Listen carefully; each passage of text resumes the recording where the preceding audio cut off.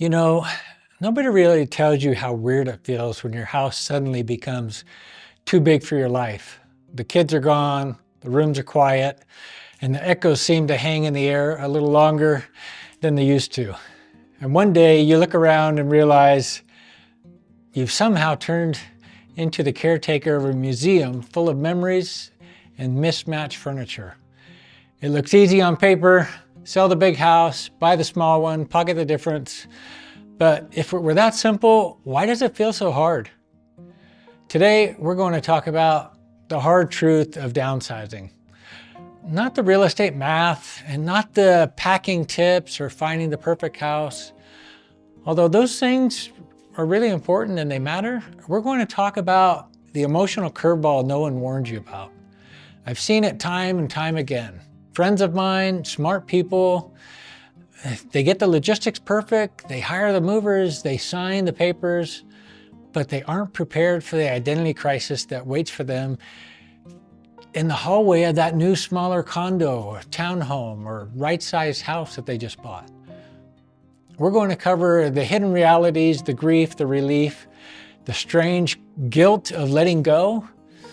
And I want to share with you today some stories from folks like Walter and Ruth, people who I've helped walk through this path, so you don't have to stumble where they did. Because here's the thing, downsizing isn't just about changing your address, it's about rewriting your daily life. And if you do it right, it's not about what you're losing, it's about what you're finally making room for. And if you could do me a quick favor, if you find any of these videos helpful I'm giving you, could you hit the like and subscribe button for me? It just takes a couple seconds and it really helps me get this message out to as many people as possible that are looking for it. And I really appreciate your help on that. So the first section we're going to talk about is section 1. It's called the identity crisis. You are not your stuff. So let's start with the biggest hurdle. And I'll tell you this is where the battle is actually fought. It's not in the garage or the attic, it's all in your head.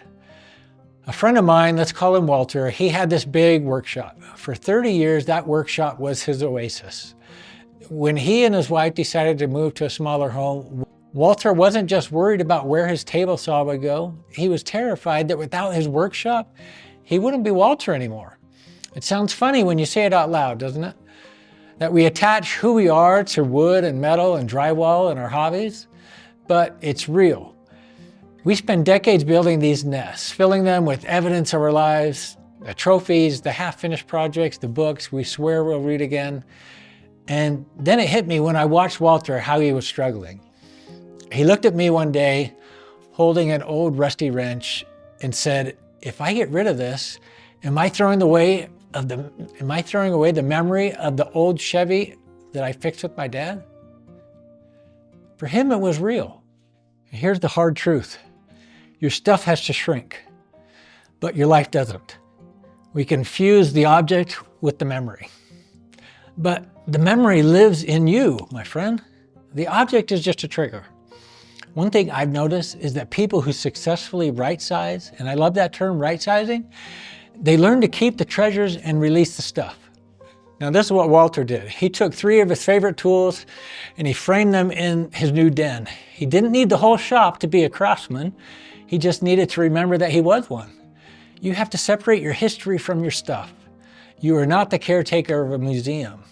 You are the author of your next chapter. And you can't write the next chapter if you're too busy dusting the previous ones. Section 2 is what I call the guest room trap. Now this sounds simple, but it's where almost everyone trips up. My friend Carol, super nice lady, she was looking for a place and she was adamant, I need 3 bedrooms. I asked her why. She said, well, for when the kids come for Christmas and when my sister comes to visit from Florida. I did the math with her. The kids visit about 5 days a year. Her sister comes every other year, maybe 5 days for a week or so.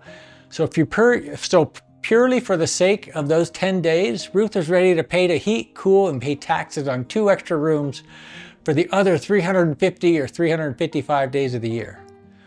But here's the thing. We build these empty spaces for people who don't live with us. We design our retirement around the exceptions, not the rule. And that is a recipe for disaster and heartache. So I told Ruth, look, for the money you save on a 2-bedroom or even a 1-bedroom with a den, you could put your family up in the nicest hotel in town. They get room service, you get privacy, and at the end of the day, everybody's happier. Does it feel warm, welcoming, real? Yes. Does it need to be under your roof 24/7? No. When you are looking at smaller homes, you have to be selfish. And I mean that in the best way possible.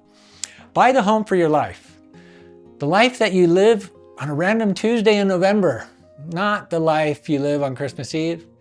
Don't pay the mortgage on a fantasy or something that doesn't suit your needs unless you really have the extra money to just throw around. Okay, section 3. It's the emotional curveball. It's the grief period. Now here's the emotional part and the curveball that no one warned you about. And I want you to really listen to me on this one. You move, the boxes are unpacked, the pictures are up, you're saving money, everything is logical and right. And suddenly you feel a wave of sadness so deep it knocks the wind out of you. You might feel like you've made a terrible mistake.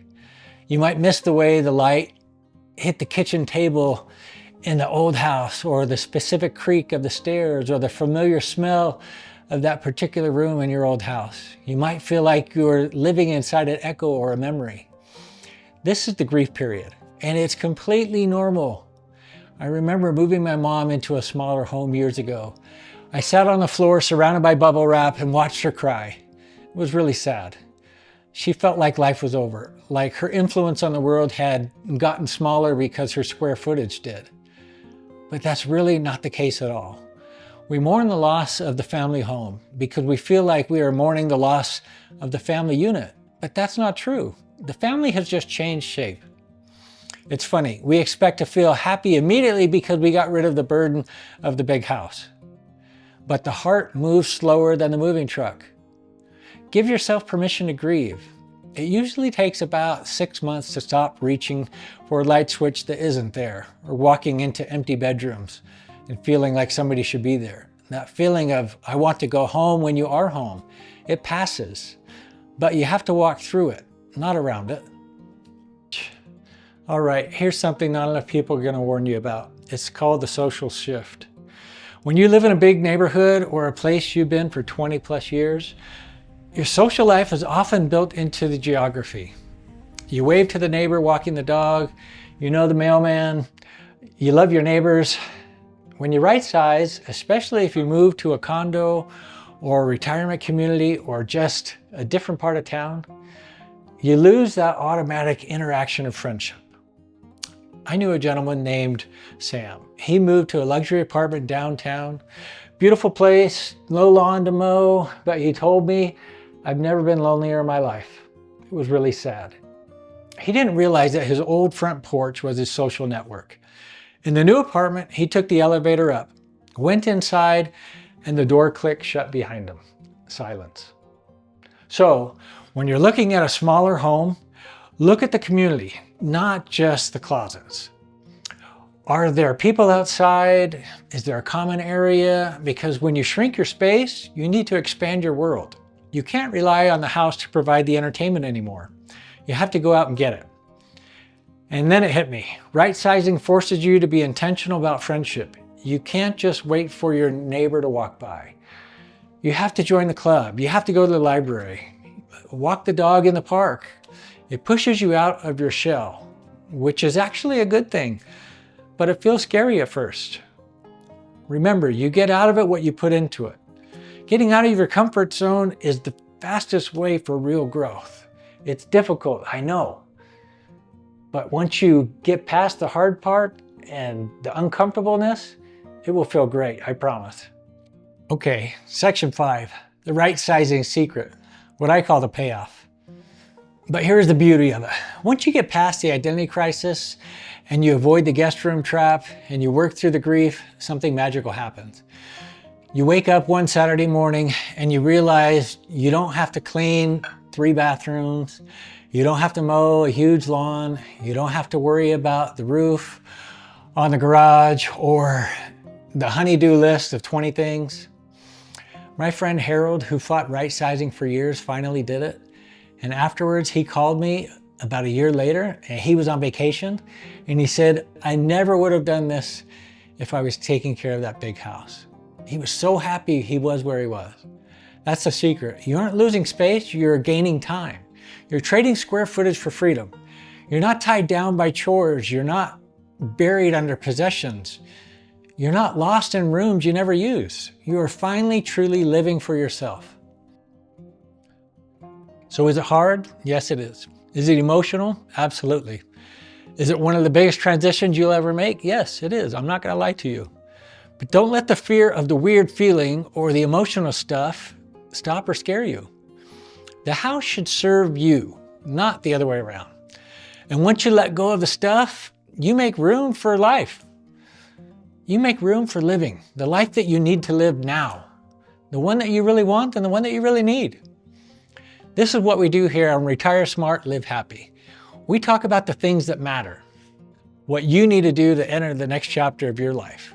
For those of you that have made the move and right-sized your home and life, leave a comment below. What did you find most difficult and how did you deal with it? So we can help others who are going through these same emotions and challenges, give them some help and advice. If you have questions, just reach out. All my info is down below. Even if you just need a second opinion about your situation or where you live, you can contact me anytime. I've helped hundreds of people go through this. If you're wondering what the next steps are, I have a free link down below to the ultimate guide to right sizing. That goes over most of the questions that you will have and some things you may not have thought of. It's totally free. And hey, if you found this helpful or maybe it gave you a little bit of a smile or some hope, hit that like and subscribe button, please. And if you're not sure if your house is too big for you, watch this next video I have right here. It'll talk to you about the 10 signs to know whether your house is too big for you or not.